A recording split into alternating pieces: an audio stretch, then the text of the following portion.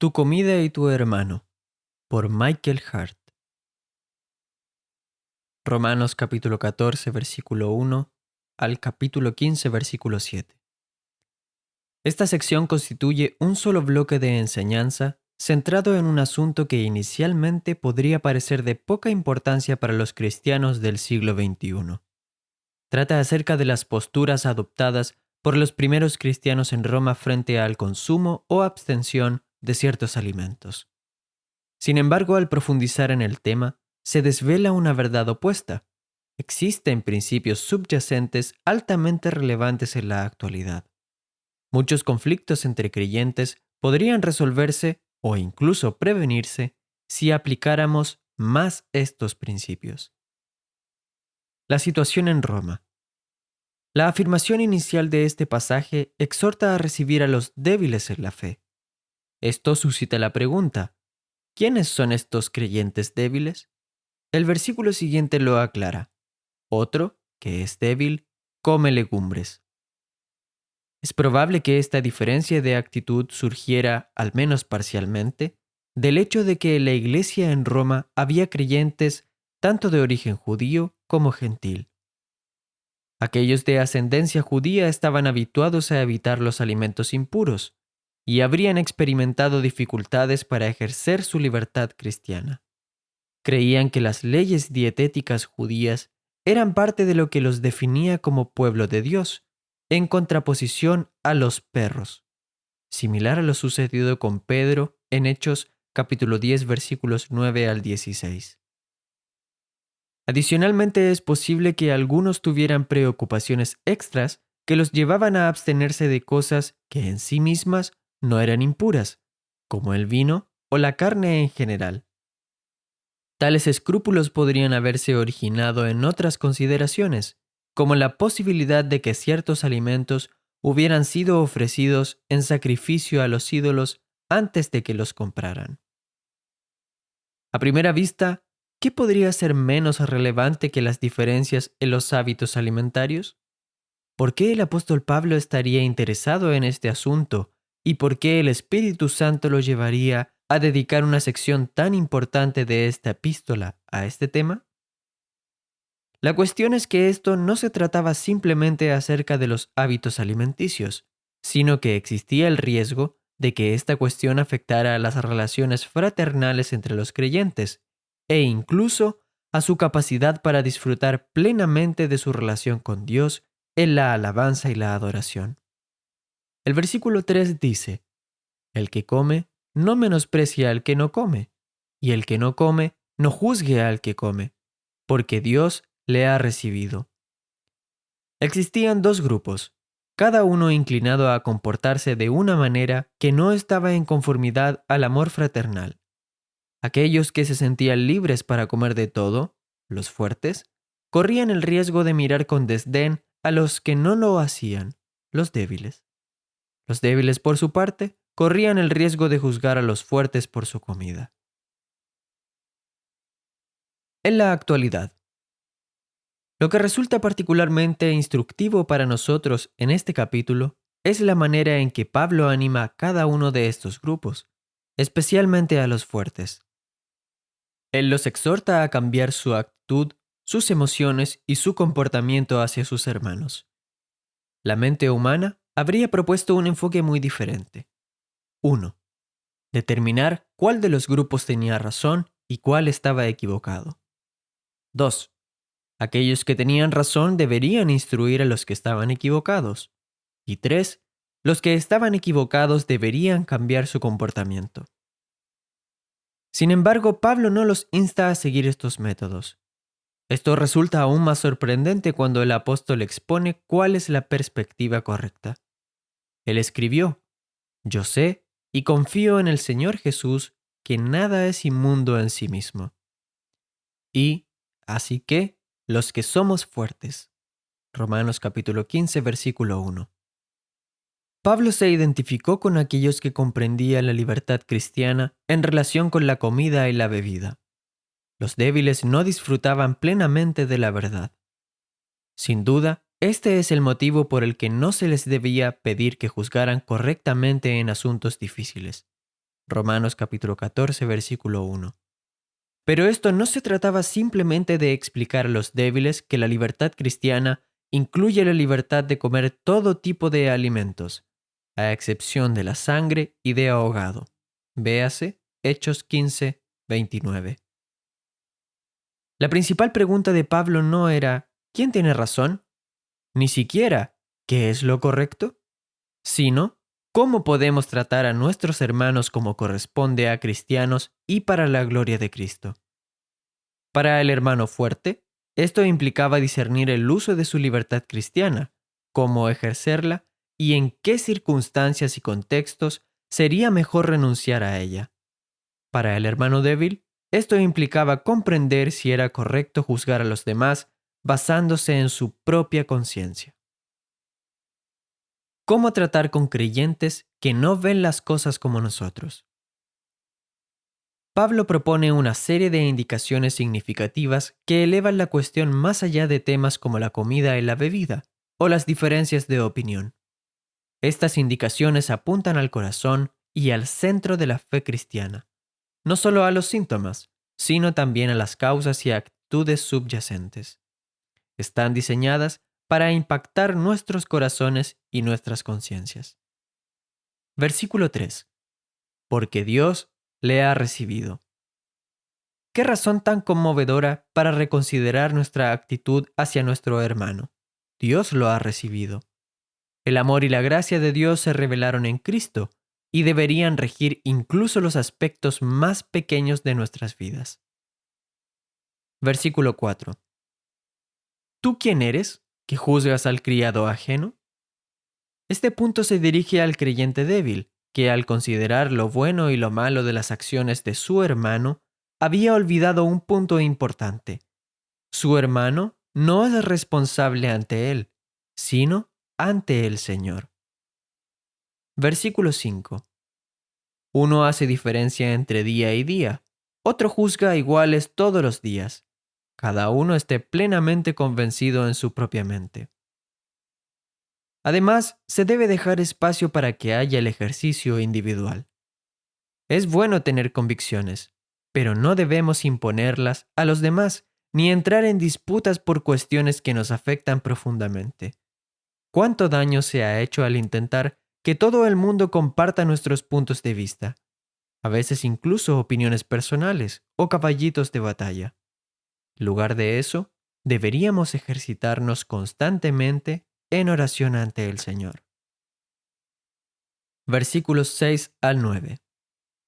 Este pasaje enfatiza el señorío de Cristo, así como el versículo 4 había enfatizado que somos sus siervos. Aquí el señorío de Cristo está fundamentado en su muerte y resurrección, estos dos eventos tan centrales para la fe cristiana. Por lo tanto, debemos tener mucho cuidado de no interferir con el señorío de Cristo, sino más bien ejercitarnos delante de Él y vivir con el objetivo de agradarlo. Versículo 10. Porque todos compareceremos ante el tribunal de Cristo. En este versículo el apóstol introduce otro pensamiento de gran alcance. Todos compareceremos un día ante el tribunal de Cristo. Allí tendremos que dar cuenta a Dios. El creyente débil dará cuenta de cómo trató al creyente fuerte y viceversa. Este pensamiento desafiante se aplica a ambos grupos, los que juzgan y los que tienen la tendencia de despreciar a otros. Versículo 13. Así que ya no nos juzguemos más los unos a los otros, sino más bien decidid no poner tropiezo u ocasión de caer al hermano. Este versículo nos presenta otra consideración de vital importancia. Mis acciones pueden hacer tropezar a otros. Tomemos, por ejemplo, al creyente fuerte. Él está convencido, y con razón, de que tiene libertad en Cristo para comer. Sin embargo, su libertad personal no es lo único que tiene que considerar. ¿Qué pasa con el impacto de sus acciones en su hermano? Si el creyente débil ve comer al fuerte, él podría seguir su ejemplo y comer también, pero sin sentir la conciencia libre, lo que sería un pecado. Versículo 15, parte A. Pero si por causa de la comida de tu hermano es contristado, ya no andas conforme al amor. Aquí tenemos otro principio cristiano fundamental, el amor. Podemos estar tan ocupados con nuestros razonamientos y convicciones que nos olvidamos por completo del amor que, después de todo, es la característica distintiva del cristianismo. El amor busca el bien del otro. El amor por mi hermano debe permitirme renunciar a mis derechos y a mi libertad. Versículo 15, parte B. No hagas que por la comida tuya se pierda aquel por quien Cristo murió. En un lado de la balanza está tu comida, tal vez un plato lleno de comida, algo que desaparecerá mañana. En el otro lado de la balanza está tu hermano, descrito hermosamente como aquel por quien Cristo murió. El valor de algo está determinado por el precio que un comprador está dispuesto a pagar por él. Cristo pagó con su vida, no solo por ti, sino también por tu hermano, a quien estuviste a punto de despreciar o juzgar. Este pensamiento nos hace pensar profundamente y pone las cosas en perspectiva. ¿Puede nuestra comida ser tan importante que por ella nos arriesguemos a dañar o incluso destruir al hermano por quien Cristo murió, quien es fruto de la obra de Dios? La próxima vez que nos enfademos por algo que haga alguno de nuestros hermanos, primero comprobemos si no estamos exagerando y sobrereaccionando. Versículo 19.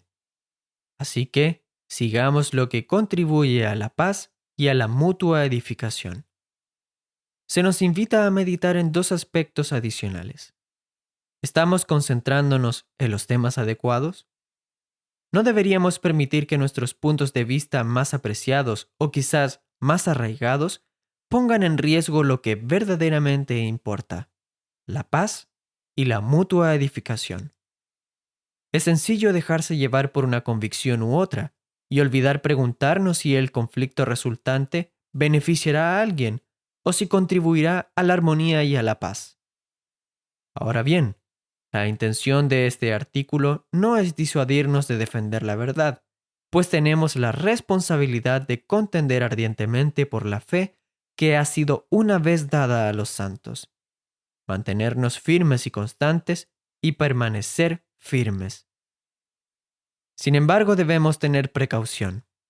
Podemos creer sinceramente que estamos contendiendo por la fe y, a pesar de ello, estar equivocados, sobre todo cuando se trata de asuntos de conciencia o de ejercer nuestros derechos y libertades. Entonces es momento de demostrar flexibilidad. La mente de Cristo. Los primeros 7 versículos del capítulo 15 resumen y concluyen el tema, así que los que somos fuertes debemos soportar las flaquezas de los débiles y no agradarnos a nosotros mismos. No es correcto ni apropiado para un cristiano tener una actitud que dice, sé lo que está bien y lo que no, y actúo en consecuencia a ello sin preocuparme cómo esto afecta a los demás. Tal actitud busca complacernos a nosotros mismos, en lugar de ser imitadores de Cristo. No sería tener la mente de Cristo. Como dice más adelante, ni aun Cristo se agradó a sí mismo. El Señor Jesús demostró cuán dispuesto estaba a sufrir y soportar el menosprecio. ¿Y dónde está Él ahora? Glorificado a la diestra de Dios. Por lo tanto, estas cosas que se escribieron antes para nuestra enseñanza se escribieron, a fin de que por la paciencia y la consolación de las Escrituras tengamos esperanza. Necesitamos tener a Cristo como nuestro único modelo, quien no buscó agradarse a sí mismo, y esto redundará en mayor afinidad unos con otros. No una afinidad humana basada en el comprometer verdades o tolerar el mal, sino una afinidad según Cristo Jesús. Si este es el caso, el resultado será para la gloria de Dios, para que unánimes, a una voz, glorifiquéis al Dios y Padre de nuestro Señor Jesucristo.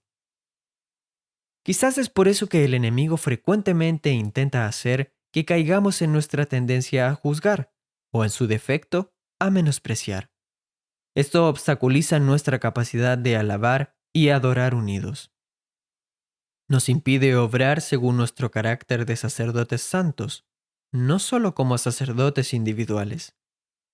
Esto nos presenta otro poderoso motivo que nos insta a resolver estas cosas, de manera que ni Cristo ni el Padre se vean privados de la debida alabanza y adoración en unanimidad y a una sola voz.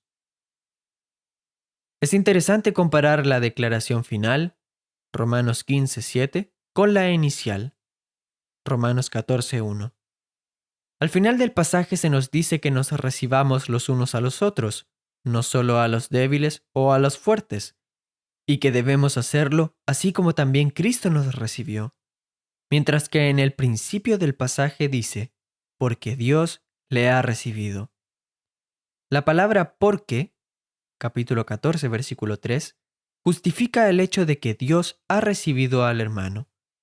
Pero la palabra cómo va un paso más allá, señalando la forma en que lo hizo, así como su efecto, para gloria de Dios. Capítulo 15, versículo 7. Resumen. En resumen, hemos visto que el apóstol Pablo nos ha dejado al menos 12 principios importantes y significativos con respecto a nuestras relaciones mutuas en situaciones conflictivas entre la comprensión de un hermano fuerte y la conciencia de un hermano débil. 1. Dios ha recibido al hermano. 2. El hermano es siervo de Cristo. 3. Debe dejarse un espacio para la oración y el ejercicio individual. 4. Cristo murió y resucitó para ser nuestro Señor. Por lo tanto, debemos vivir para agradarlo. 5. Tendremos que rendir cuentas ante el tribunal de Cristo. 6. Debemos procurar no hacer nada que pueda hacer tropezar a nuestro hermano. 7. El amor a mi hermano debe permitirme renunciar a mis derechos y a mi libertad. 8. Se trata de un hermano por quien Cristo murió, fruto de la obra de Dios. 9. Debemos buscar las cosas que promueven la paz y la mutua edificación. 10. Debemos seguir el ejemplo de Cristo, quien no buscó agradarse a sí mismo. 11. Solo así podremos ser semejantes a Cristo Jesús. Y 12. Esto nos permitirá glorificar a Dios de manera conjunta, unánimes, a una voz.